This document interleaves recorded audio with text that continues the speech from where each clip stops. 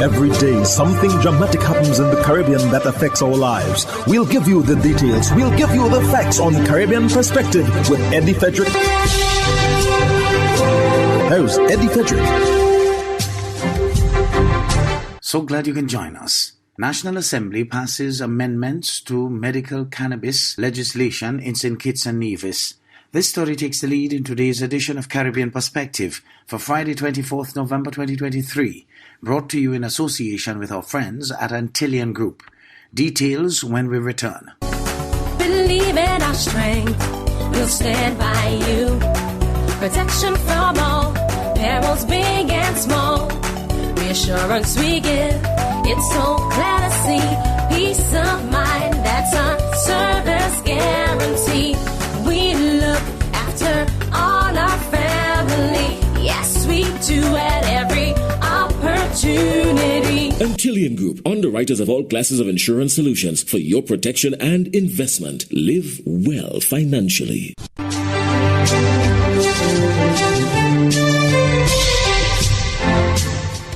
Welcome back. Prime Minister of St. Kitts and Nevis, Dr. Terence Drew, moved two key legislative amendments in the National Assembly on Monday, November 20th, that are critical to the build-out of a robust medical cannabis industry in the Federation. Andre Huey of SKN Newsline reports. The Cannabis Amendment Bill 2023 and the Medical Amendment Bill 2023 both had their second reading in the National Assembly and successfully passed. The Cannabis Act was amended to transfer the responsibility of the Medicinal Cannabis Authority from the Prime Minister to the Minister responsible for Agriculture, and also to increase the membership of the authority.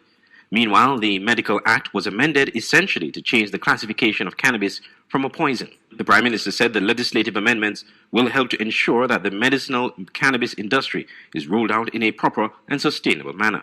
And in a short order, it will become accessible to all, and where we will be? We will be left as consumers and not producers. We can't make that mistake again. We should not make that mistake again. That is why I say we need our master growers. And that is why we are forming the authority and having so many people added. Why are we doing that? Because the government alone does not have all of the requisite knowledge that would be required to develop this industry. The private people, our citizens, should be involved. And the authority will also be responsible to make sure that it educates the people of St. Kitts and Nevis. So you have to make sure that this is established so that when they put the entire framework together, that we can see that education has to be a fundamental part of it as well. And that is why we want to widen it, include people from both St. Kitts and Nevis, different experts, including those who can teach us how to educate people properly when it comes to this, Madam Speaker. So that is why this bill is so critically important. Because again, if I go back to the other bill where we're making the amendment, we want to expand the board so that the board can be of such composition to include those who can really look at all the different aspects, including the education of our people. Opposition leader Mark Brantley, while supporting the amendments, pointed to areas of concern to the legislation. Madam Deputy Speaker, is that the youngsters will sit down on 4th Street and sit down in Charleston and Main Street and just build a spliff and smoke a spliff right there. I've said it in this house before that an elderly lady, a businesswoman, reached out to me and said, she can't even keep the windows open anymore because fellas outside the window smoking. The poor lady getting high on the inside from secondhand smoke. So we have to determine, and in some respects, I feel that maybe the Parliament has not kept pace with the public. That the appetite in the public for smoking, for consuming this plant has outstripped our own efforts in the Parliament. And so, again, I don't want it to be seen that I'm detracting, but I feel that we need a far more comprehensive approach. And we need to make a determination as to where St. Kitts and Nevis is going to be. Where are we going to be in 2025 on this issue? Where are we going to be? And if we're going to free it up, as I said, we need to know. The AG needs to see and look and see what will be the implications for the banking sector. When the man come and try to open an account at National Bank and they ask him, where's your income coming from? He said, ganja farmer. What is that going to mean? When if we generate hundreds of millions, as we are hearing, and that money starts to flow into our banking sector, what are the correspondent banks based in New York going to say? Prime Minister Drew added that this initiative has the potential to create hundreds of well-paying jobs, marking a significant triumph. He said that St. Kitts and Nevis has the opportunity to establish its unique brand and variety, reducing the Federation's reliance on imports from other regions. The Medicinal Cannabis Authority is headed by Chief Executive Officer Dr. Garfield Alexander. I'm Andre Huey for SKN Newsline. An economist is concerned that Trinidad and Tobago has a very low detection rate when it comes to solving crime. Terry Ann Brown Campbell of TTT News has more. Economist Valmiki Arjun quotes local crime statistics showing this country has a low success rate for solving certain types of crimes. So far for this year alone, there was 1,015 reported cases of home burglaries. And that's just reported.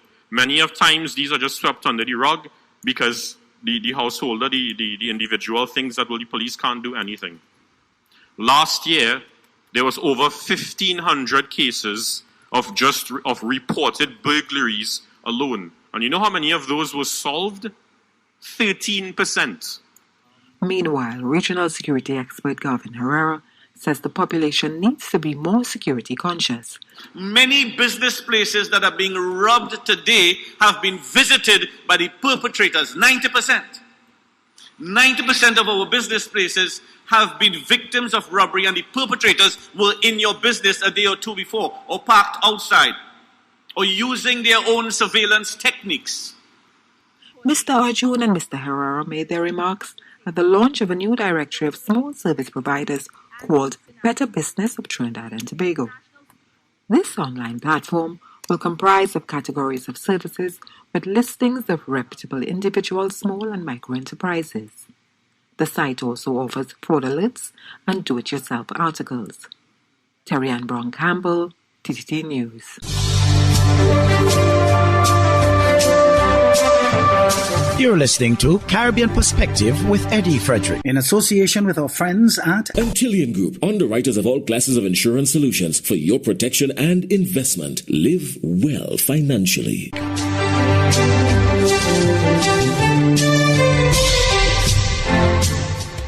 While many officials are convinced green hydrogen is the future of Trinidad and Tobago's energy sector, Trinidad and Tobago is yet to fully explore its potential.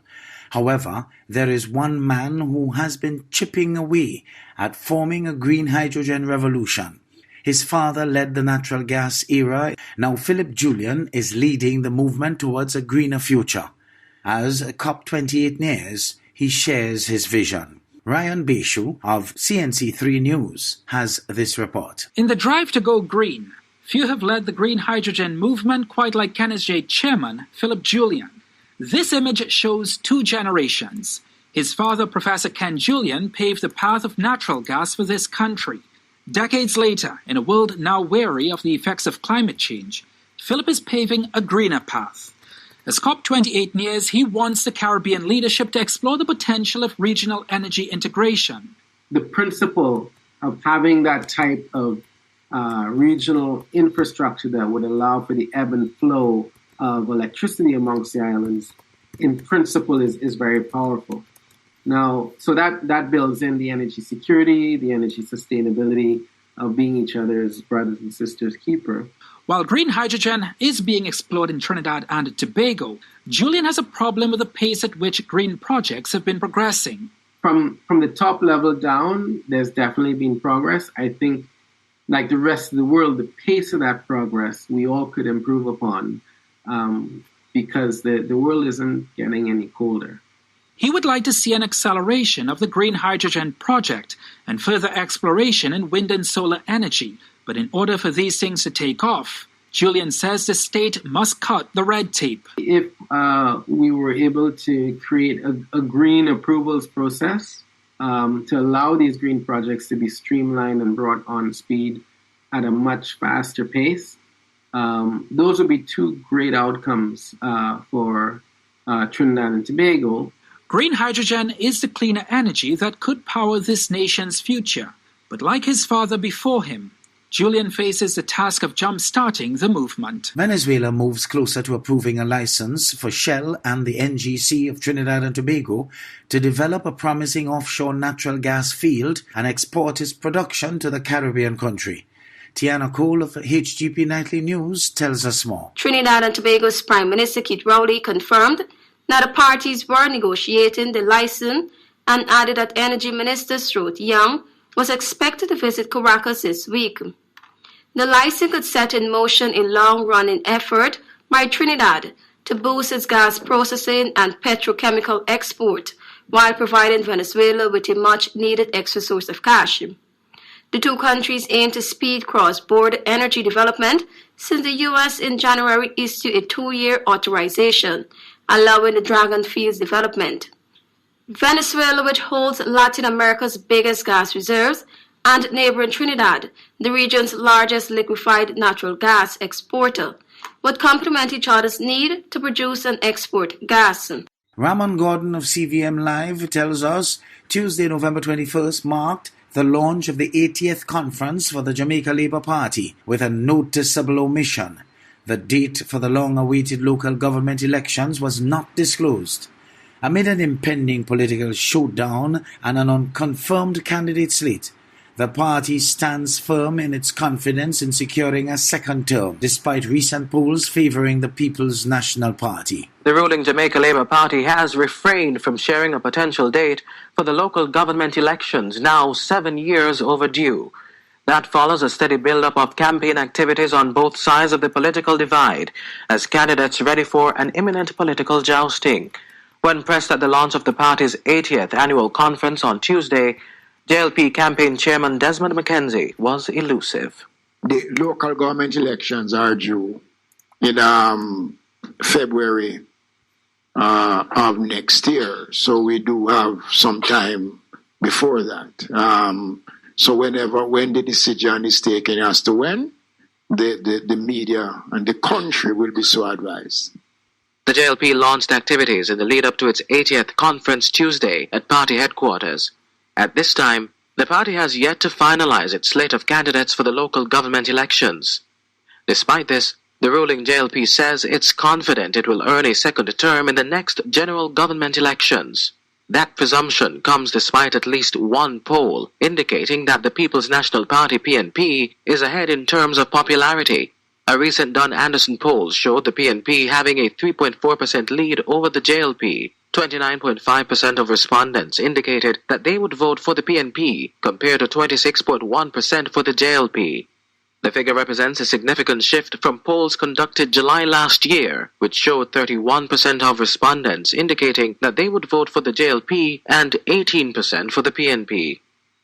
JLP General Secretary Horace Chang explains that reality may be the direct consequence of the fallout from global crises. We are coming out of a difficult time. COVID-19 battered every country, and we have seen across the world. While they're in the crisis and the government is doing its work, people are satisfied and give it support.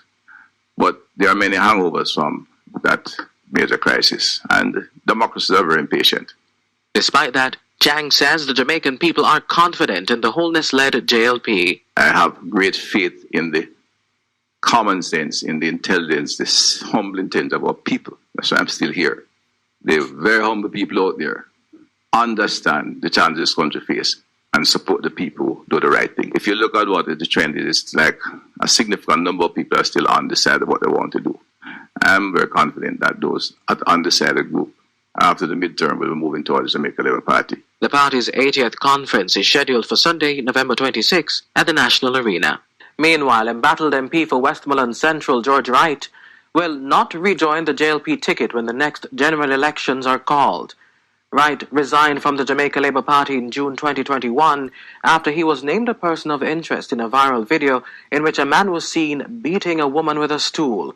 The JLP top brass confirms he remains an independent candidate. Ramon Gordon for CVM News.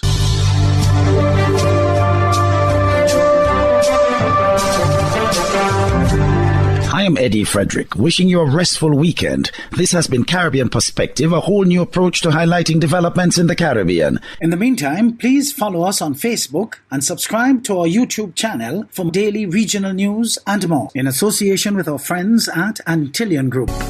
Believe in our strength, we'll stand by you. Protection from all perils, big and small. Reassurance we give, it's so glad to see. Peace of mind, that's our service guarantee.